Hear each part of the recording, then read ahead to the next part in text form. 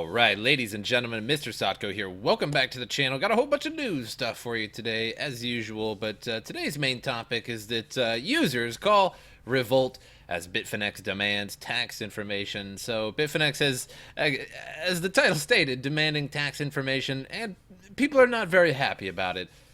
So cryptocurrency users are reacting after exchange Bitfinex has told traders they must confirm their tax status in order to use its services. So that's a little bit ambiguous to begin with.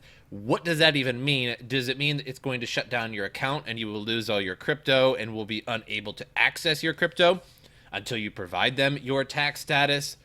Or what? So in a message to account holders, Bitfinex is using, which is registered in the British Virgin Islands, said it was required to gain evidence of tax status, which users must provide themselves by May 24th.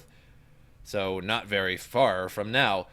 Pursuant to the British Virgin Islands law, we are required to obtain self-certifications from our customers in order to ascertain each customer's tax residence, the message reads.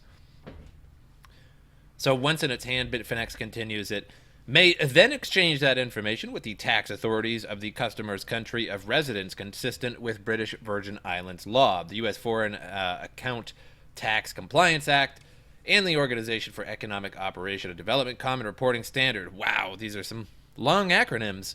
The announcement met with anger from community figures and online commentators who appeared to see the demands as a fresh step in the increasing centralization of the cryptocurrency exchange industry. So earlier this month, popular P2P, peer-to-peer trading platform Local Bitcoins also announced it would require users to submit identification documents for significant trading activity and under various circumstances. So responding to Bitfinex popular crypto personality Whale Panda, I never even heard. Who is Whale Panda? Is that who knows? Meanwhile, called for a boycott of the exchange. Bitfinex is now requiring users to give their tax information so that it can send it to BVI, which will exchange it with your country's tax authorities. Oh, how convenient of you, Bitfinex. How nice that they're just going to do everything for you. We strongly disavow. If you also disagree with this decision, peacefully protest it by withdrawing your money from Bitfinex. I certainly would, because there's plenty of other exchanges. It's not like Bitfinex is like the best or anything. You can send it to Binance. You can send it to, there's even Kraken, I suppose, but that's pretty U.S.-based. But there are a lot of choices. In its response, the exchange admitted it was deliberately targeting certain users. While this criteria for this targeting remains ostensibly a mystery, it is likely closely tied to trade volume, as with local Bitcoins. So here's a couple of the tweets there. So we haven't sent it to all users. We have deliberately targeted users that we believe have an obligation. So that's probably anybody that has traded more than a certain amount of money, possibly in the tens of thousands, could be in the hundreds of thousands, which makes a little bit of sense for tax reasons. But they probably should not have actually, messaged this in a wide, in a wide aspect anyway. In the first place, it should just have targeted to those users privately, and then they would have to supply but it would still probably get out, knowing the internet. Bitfinex has faced legal difficulties this year as it continues to grow. Last month, Polish authorities implicated the exchange in a 400 million fraud case, while in March, officials claimed they wanted to relocate from BVI to Switzerland. The country has become known for its friendly regulatory stance towards Bitcoin businesses. Well, I hope they do that. As crazy as it sounds, like I can't actually blame Bitfinex for this because they are in the British Virgin Islands, and according to the law in the British Virgin Islands, they have to do this. Otherwise, they could probably be stormed and shut down or whatever, or heavily fined. So I get it, and I do hope they go to Switzerland, maybe even like Malta, to try and get away from this. But it's really only targeting the vast majority of huge traders. I'm sure like if you've made $50,000 or $100,000 trading, they're probably messaging you if that is the case. So moving on. So the blockchain conference thought to push cryptos as prices higher. Didn't happen. So the CoinDesk Consensus 2018, which was the most glorious conference I have ever seen. Now, I wasn't there personally. One, because it was like $2,500 a ticket, or $2,000 or something like that. It was some ridiculous amount. And two, I could see it on YouTube. And it was not that great, to be totally honest. It was honestly, it was just a bunch of nonsense, and no issues were really tackled. Um, it, it was awful. And the cryptocurrency Reddit really shows that. So now we'll get back to the article in just a second. I want to skip to this Reddit post.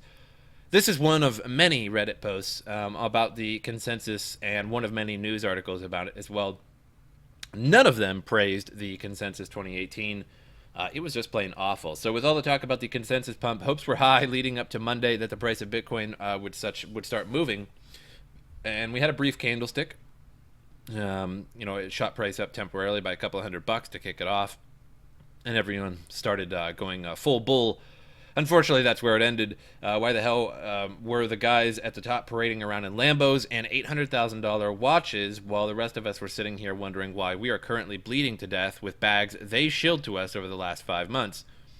I don't know if they shilled to us, because most of the speakers were, like a lot of proof of work, and a lot of people that, I don't know. I suppose that one's interpretable. It leaves a bad taste in my mouth. Instead of actual substance during the talks, they took a stance like they were propositioning the entire world instead of the crypto community. Instead of talking to us, the investors, they were talking to everyone, and everyone was actively mocking the community. Such a waste of one of the world's premier conferences. $2,500 a ticket. We had 2 guys from our group go, and everything else to hear a bunch of guys measure dicks. Thank you for moving the crypto community backwards instead of forward. I kind of agree with that whole post, except for maybe they shilled to us. I don't know. You could interpret that a little bit. They kind of did. Let's go with it. So I basically agree with this entire post. Now, it doesn't go into a lot of substance about it, but you can see the amount of comments in it. It was just horrible. So reading those is a blast, if you will. So just when you think about, what will cause Bitcoin's price to move, the crypto puts you in your place. All eyes were on the Consensus 2018 blockchain conference this week as crypto enthusiasts saw the events as being just what Bitcoin needed to push its price above 10,000. Didn't happen. In fact, Bitcoin's price fell over the course of the days and highly hyped the event. Bitcoin underperformed, and it had been down more than 5% after the event's kickoff Monday. So let's talk about why. The rally that didn't materialize. So Consensus 2018 kicked off on Monday and ran through Wednesday. Its organizers boasted attracting roughly 8,000 eager beavers who were ready to share their ideas and learn more about cryptos and blockchain. And we reported to you that the organizers had thought the event would attract a mere 4,000 people. With that number doubled, do you think the price of Bitcoin and other cryptos would have shined this week? The conference held in New York failed to have that much impact. So right now, the buy market volume of crypto overall is about 15%. We're down from 20% a couple days ago. So it did not help at all. And the conference took place in a time where only 15% of people are actually buying right now, whereas everybody else is selling. So we have a little ways to go until we see that. Now, some of those buy market charts that show the percentage, now they're not always accurate. Sometimes you'll see, the buy market down, but yet the price is still going way up. Or sometimes you'll see the buy market way up, yet the price is going down. So it can depend on how many sellers there are and how much they're actually selling. So if you have 10 people buying and only 2 people selling, but they have a lot to sell, the price is still going to go down. So it does depend. So that it's not the most accurate thing in the world, but it does give kind of a glimpse as to what's going on in the market right now. It's pretty low, to say the least. So industry experts weigh in. Even though Consensus had a record-breaking year in terms of attendance, Bitcoin ownership has spread far beyond the industry heavyweights and crypto whales in attendance. Even more with the media coverage of crypto innovations and events, we may be past the days when an ambivalent mood among a few crypto insiders translates immediately into a price bump in the larger market. Another thing to note about Bitcoin, too, is that Bitcoin's overall position in the market has fallen quite a bit. Now, it still remains the top market cap, and I think that could be a little bit misleading, because when you look at coin market cap and you see that Bitcoin all the way on top and with quite a far margin, you would suspect that Bitcoin really is the biggest, and it is. But really now, it used to be, just a few years ago, it was 80% of the market, and there just wasn't many coins competing with them a few years ago. I mean, maybe Bitcoin, and I can't remember exactly when Litecoin came out, a few others. So Bitcoin still had about 80% of the market. It was just tremendous. And now I think it's down to like 35 or 40% of the market. So all these altcoins that are coming up, people are taking money out of Bitcoin or taking money out of their wallets. So instead of putting it into Bitcoin, they're putting it into these altcoins that are popping up and just giving these developers their money for a coin that might not go anywhere. Now, some coins are useful tokens for facilitating transactions on a website, and that's all fine and good. So that token was never really meant to explode in value. It's really just something that facilitates a transaction without the use of U.S. dollar, and that's okay. But again, people are just there are so many altcoins now, and if you look at the coin market cap and you look at all the markets, only until about the 20th place coin or so is there a $1 billion market cap. The rest are all just in the hundreds of millions or millions, which is still huge.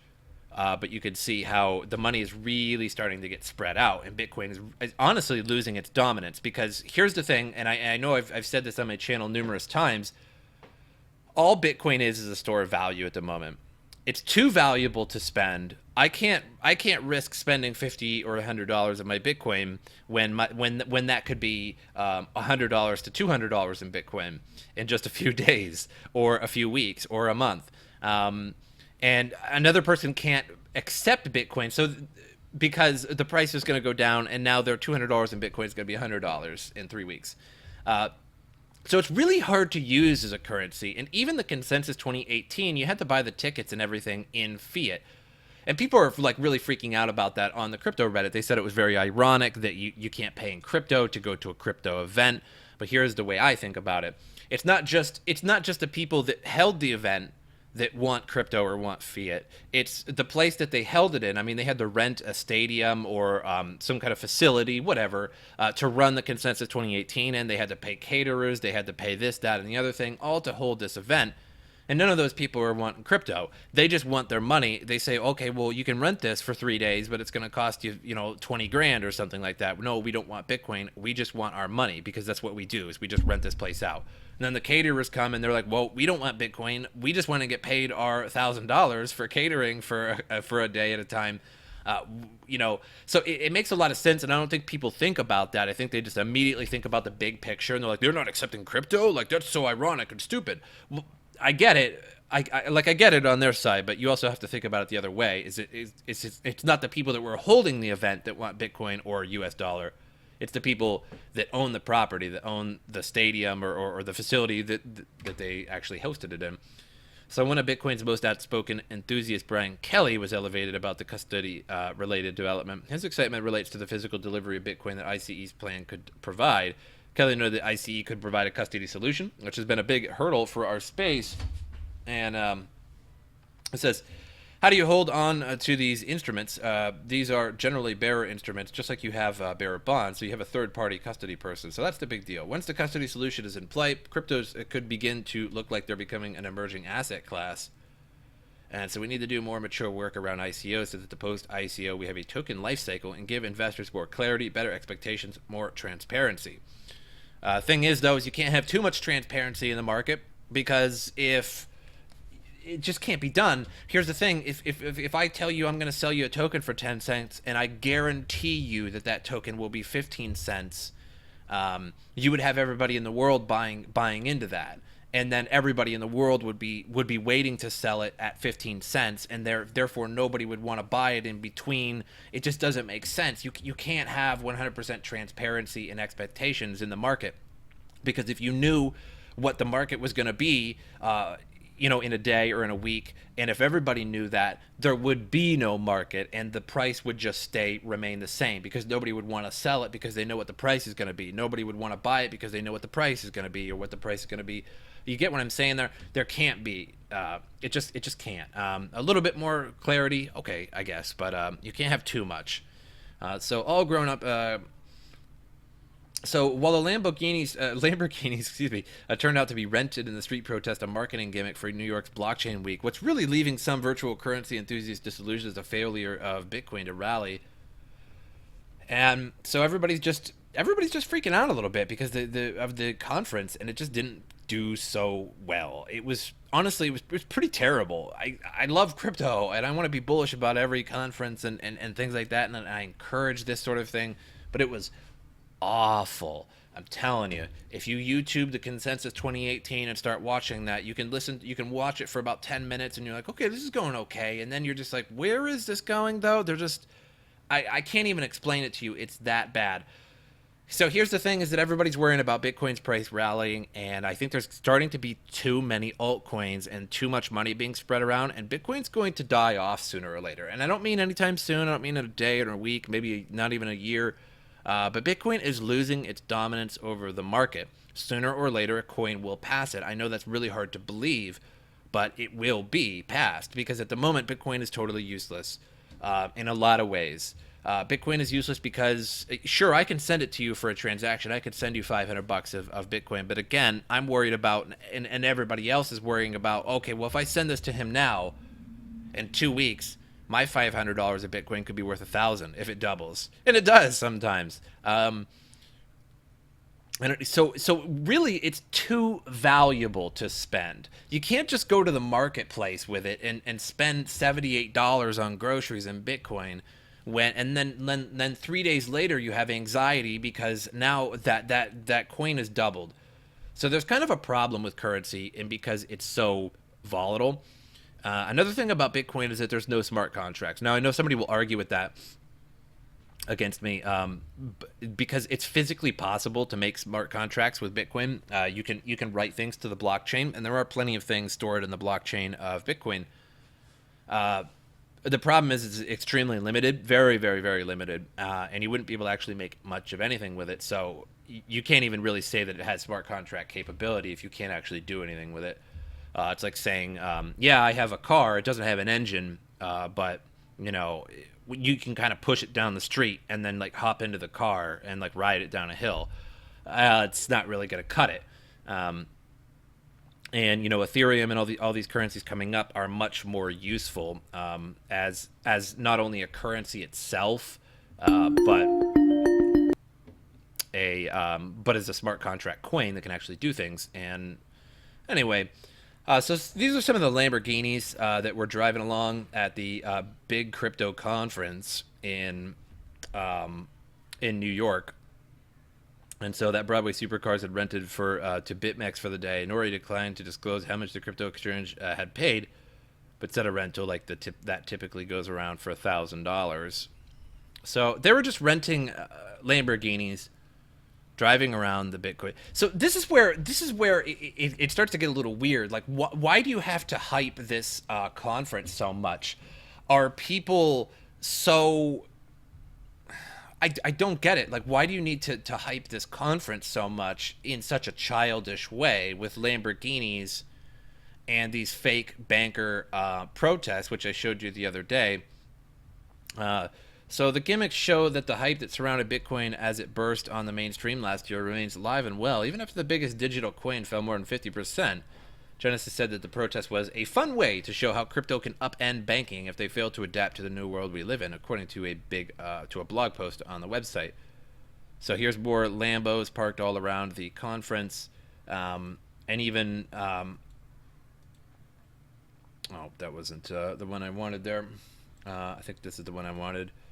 Oh, and I actually have to verify. 4chan is so awful. But yeah, just, everybody standing around with expensive watches, and nothing happened here. Nothing happened at this conference. I just don't understand how it was such a big flop. Everybody was really trying to convince people about everything. Another really shady thing that happened is that, I am a really big fan of Charlie Lee, and, I'm starting to become less and less of a fan as time goes on, especially after watching him at the 2018 Consensus. When he was talking, it was total nonsense. It sounded like somebody who doesn't know what they're talking about. And just imagine somebody around a bunch of engineers, and they have no engineering degree, but all the other 3 engineers really do. So they're sitting around, and the engineers are saying all this stuff. Oh yeah, the tensile strength of titanium, per 1 feet is this much cubic. Some real good engineering stuff, right? Stuff only engineer would know. And then you got somebody sitting next to him basically repeating the same thing. Like, oh, yeah, yeah, yeah, no, titanium, yeah, and then blah, blah, blah. Charlie Lee had no idea what he was talking about, and it was embarrassing to listen to him. Like, you know when you see something so embarrassing that it actually embarrasses you while watching it in a movie or in a video or something? That's what it was. I urge you guys to look up the Consensus 2018 and where Charlie Lee was talking. It was just awful. Um, and maybe I'll add a maybe next video I will show you guys some clips of it if you don't feel like looking it up yourself. Um, and another thing that was really embarrassing that Charlie Lee was talking is that every other sentence he mentioned Litecoin. So he'd be like, "Oh yeah, when you're dealing with Litecoin to Bitcoin, when you're dealing with Litecoin to Bitcoin or Litecoin to Bitcoin, just over and over and over, Bitcoin to Litecoin, Litecoin to Bitcoin," and kept saying his coin name over and over and over again, and it was clearly very shilly, and it was very uncomfortable to watch. Bitmain aspires to develop an AI chip. Makes sense. So Bitmain at the moment is starting to become a very, very, very shady company. Using their Monero miners that they made clandestinely for upwards of potentially a year, right up until the point where the developers of Monero said, "Hey, we're going to fork to prevent this huge difficulty. We clearly think there are ASICs or something attacking us." Right when they say that, Bitmain is like, "Hey, look, we got these X3 miners. Was it X3 or the A3 miner? I can't even remember. It doesn't matter." And we're like, "Hey, we got these Monero miners. They're up for sale for $12,000 a piece. 12,000. And they wouldn't actually be released. So basically, the way Bitmain does it, they do it in these batches, and when you order, you actually won't get you won't get your ASIC for at least a couple months. Problem is that Monero actually forked before these shipped out, so you wouldn't actually even get this until post fork. So you wouldn't be able to mine Monero. You can mine the other crypto note tokens, which are mostly, let's be real here, shitcoins, not worth anything. So they do a lot of shady things, very, very shady things. Also, they purposely forked Bitcoin. So Bitcoin Cash was not actually meant to be the Satoshi's original vision. They only market it that way because it sounds good. The reason why Bitcoin Cash was originally made was because Bitmain and some other people basically figured out that you could exploit the proof of work of Bitcoin, and you could save up to 30% energy cost doing that. So you could essentially mine faster, better, more efficiently. And that would make Bitmain like $100 million over the course of a year or two. The problem is that SegWit was upcoming very soon. And when SegWit is implemented, this exploit, which is dubbed ASIC boost, would be removed. It would not be possible on Bitcoin anymore with SegWit. So why do you think Bitcoin Cash doesn't have SegWit? I wonder why. So they basically forked this coin. Then they start marketing it as Satoshi's original vision. Bitcoin's too slow. Bitcoin has too high fees. Look at us. We're better. We're better. We're better. We have bigger blocks. The only thing we know how to do is make bigger blocks. Oh, look, we have 32 megabyte blocks now. Fantastic. Do you even need that? Because Bitcoin Cash doesn't have enough transactions to even need 32 megabyte blocks anyway. And they're like, "Oh, no, it's better, right?" So they made this without SegWit. So they forked, and then they could actually mine Bitcoin Cash with ASIC Boost and make their hundreds of millions of dollars. So Bitmain is an evil, evil corporation at the moment. So brace yourself for their AI. So the elusive Chinese company that sells up to 80% of the world's mining ASICs are now considering getting into the ever-challenging AI game. Bitmain's chief executive, Jihan Wu, who's basically Satan, said that the company feels lucky because its immense revenue from ASIC sales. Now the mining rig manufacturer is looking to expand in other directions. So they're basically their immense revenue from ASIC sales and exploits, shady marketing. and mining with their own equipment under the radar and basically removing all the profits. Because you got to imagine that if you're mining with Monero, with tens of thousands of Monero miners that mine way, way, way, way faster than your rig will ever mine for a year, raising the difficulty, that means that you and me, all made less money. All of us made less money mining Monero. Everybody in the world, in the planet, in the whole world made less money, so that Bitmain could probably make millions upon millions of dollars mining Monero at upwards of probably $300-400 a day at least per machine, so that they could do that. So yeah, Jihan Satan, woo. Basically, I mean, that's evil. That's super evil to the entire world. As soon as you start mining and you're like, hey, I was making 5 cents yesterday on my CPU mining Monero. Well, that's because Bitmain decided to make hundreds of millions of dollars. So screw your 5 cents. We're going to take your 5 cents and everybody else's 5 cents, turn it into $100 million and keep it, and then make more ASICs and do the same thing over and over. How lucky. How unfortunate with your lucky immense revenue. This would be the first time Bitmain's made a foray into the AI market. In October 2017, the rig manufacturer released a Sophon BM whatever, a deep learning accelerator that attaches to computer systems for neural network training and inference. It was much like a GPU. Is that GPU? A GPU for deep learning as opposed to graphics rendering and processing. Currently, Google is already established in the world of AI and its tensor processing unit, a deep learning ASIC that can process an incredible amount of image data and recognize words inside of them. Then again, the TPU is offered only to customers of Google's cloud services, which are blocked in China. Here, Bitmain has a significant advantage and plenty of room to grow into a global competitor.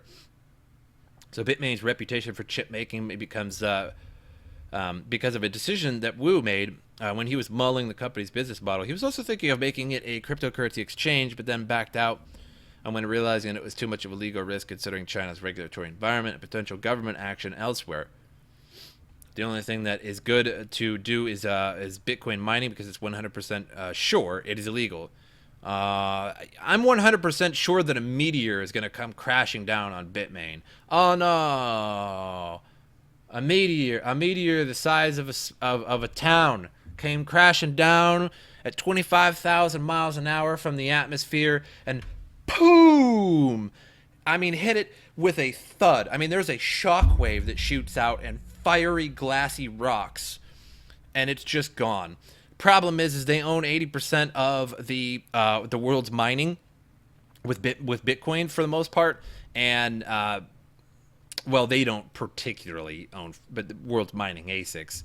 But they own probably, it could be said that they could probably own 50% or close to it, or maybe even greater of the Bitcoin mining themselves. They have warehouse after warehouse filled with their own ASIC miners. And you can find pictures of those on the internet pretty easy. So that would actually kind of create a small problem for Bitcoin, because now there would be so much less hash power that other people could easily do a 51% attack. It would slow down transactions quite a bit.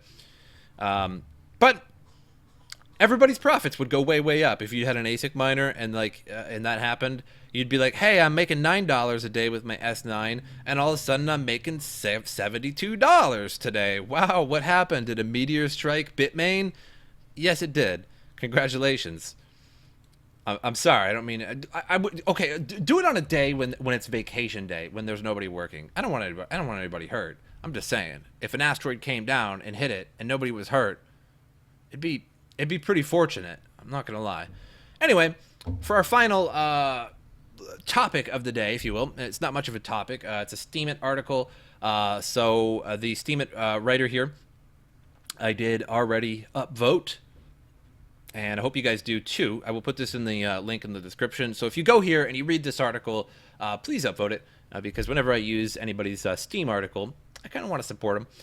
So why the cryptocurrency market cap will explode in 2018. Now, I don't know if that's true or not. Again, I didn't write the article, and I don't see any necessarily any sources attached to this. However, it is pretty close to being true from what I see. So Tron on May, I think it's supposed to be May 30th that they launch. It could be the 31st, who knows, is going to launch their mainnet. I did talk about that last video EOS is launching their mainnet on June 2nd. So this is actually a pretty cool article that this person put together, because you can see all the mainnet launches in June. Look, all of them in June, except for a few in May, and that's all at the very, very tail end of May, so it might as well be June. So all of these are actually going to be in June. So any one of these could potentially be a pretty good investment if you put a decent chunk of change into them. Well, I guess any chunk of change. So right now, Tron is about 7 cents or 6.8 cents. With the mainnet launch and the hype coming up, it could reach 9, maybe even 10 cents. Could be a stretch to say 11 or 12, but it would be pretty nice. EOS is $13 or $12 right now. It could bring it up $1 or $2. So not too bad. So all of these will have their own mainnet launching. And if you don't really know what that is, so basically Tron right now and a lot of these coins are ERC20 tokens, which is an Ethereum, which rides on the Ethereum network, on the Ethereum blockchain. And so they're actually getting rid of that. They're not going to be an ERC20 token anymore, and they're going to launch their own blockchain mainnet.